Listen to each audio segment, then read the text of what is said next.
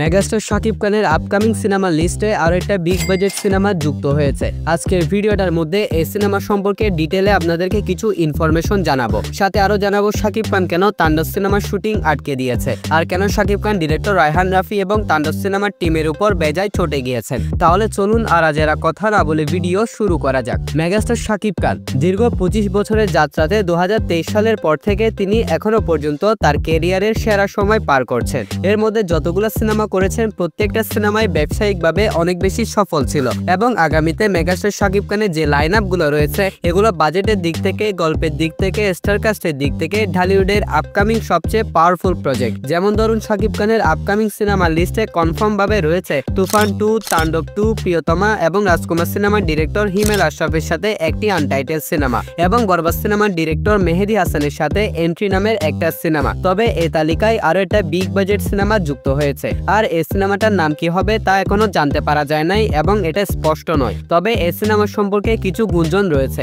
কিছু সূত্র থেকে জানা যায় এই সিনেমাটা প্রযোজনা করবে তুফান এবং তাণ্ডব সিনেমার প্রযোজনা প্রতিষ্ঠান আলফা আই। এই সিনেমার মধ্যে সম্ভবত বাংলাদেশি কোনো নায়িকাকে নেওয়া হবে না। এই সিনেমায় আমরা আবারও বিদেশি কোনো নায়িকাকে দেখতে পারবো, আর এই সিনেমায় নায়িকা চরিত্রে পাকিস্তান থেকে হানিয়া আমিন অথবা দুরে ফিশানকে নেওয়া হতে পারে। আর যদি তাদের সাথে শিডিউল না মিলে তাহলে সাউথ ইন্ডিয়া থেকে কেউকে নেওয়া হবে। শুধু নায়িকা চরিত্রের জন্য নয়, এই সিনেমার মধ্যে প্রীতম হাসানের কণ্ঠে গাওয়া একটা ধামাকাদার আইটেম সং থাকবে, আর এই আইটেম সঙ্গে পারফরমেন্স করতে দেখা যাবে বলিউড কিংবা দক্ষিণের কোনো নায়িকাকে। এক্ষেত্রে সবচেয়ে বেশি সম্ভাবনা রয়েছে নুরা ফাতেহি, কারণ বর্তমানে তার সময় অনেক বেশি খারাপ যাচ্ছে, হাতে তেমন কোনো কাজও নেই। তবে এটা কনফার্ম যে সাউথ অথবা বলিউড থেকে কেউকে নেওয়া হবে।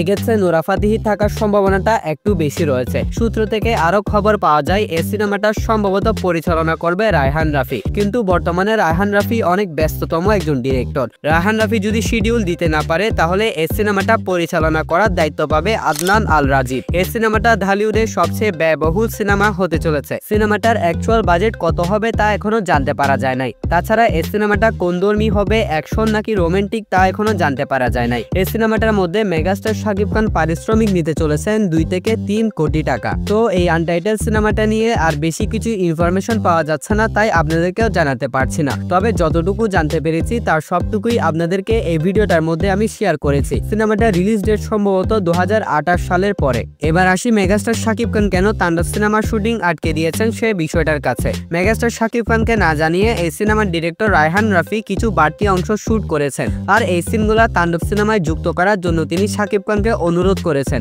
সাথে তাণ্ডব সিনেমার টিম সহ প্রথম আলোর গণ্যমান্য ব্যক্তিরাও অনুরোধ করেছেন শাকিব খানকে, কিন্তু শাকিব খান এই ব্যাপার নিয়ে এমন ভাবে চটে গিয়েছেন যে তিনি এখনো পর্যন্ত কোনো রকমের গ্রিন সিগন্যাল দেন নাই। আর গতকালকে তাণ্ডব সিনেমাটার একটা গান শুট করার কথা ছিল, কিন্তু শাকিব খান এই গানে শুট করতেও যান নাই। যদি এই ঝামেলাটার সমাধান না হয় তাহলে তাণ্ডব সিনেমাটা আটকে যেতে পারে। সময় মতো যদি তাণ্ডব সিনেমাটার শুটিং এবং এডিটিং করা না হয় তাহলে এই সিনেমাটা সেন্সরে জমা করতে অনেক বেশি দেরি হয়ে যাবে, যার কারণে বরবাদ সিনেমার টিম যেরকম ভাবে একটা হেনস্থার শিকার হয়েছিল তাণ্ডব সিনেমার টিমকেও হয়তো এরকম একটা ঝামেলা পোহাতে হতে পারে। তবে দেখা যাক শেষ পর্যন্ত রায়হান রাফি এবং তাণ্ডব সিনেমার টিম শাকিব খানকে কোনো রকম ভাবে কনভিন্স করতে পারেন কিনা। কিন্তু কোন সিনটা নিয়ে শাকিব খান এত বেশি চটে গিয়েছেন বলে আপনার মনে হয় সেটা অবশ্যই কমেন্টে শেয়ার করতে পারে। তবে আমার মনে হয় আফরান নিশোর ক্যামিও অংশের শুটিংটা নিয়ে এত বেশি ঝামেলা সৃষ্টি হয়েছে। তবে দেখা যাক শেষ পর্যন্ত কি হয়। সো গাইস, এই সমস্ত বিষয় নিয়ে যদি আপনার কোনো মতামত থাকে তাহলে সেটা অবশ্যই কমেন্টে শেয়ার করবেন। আর যদি ভিডিওটা ভালো লাগে তাহলে অবশ্যই ভিডিওতে লাইক এবং চ্যানেলটা সাবস্ক্রাইব করে রাখবেন। তাহলে দেখা হবে পরবর্তী ভিডিওতে। ততক্ষণ ভালো থাকবেন, সুস্থ থাকবেন, টেক কেয়ার, আল্লাহ হাফেজ।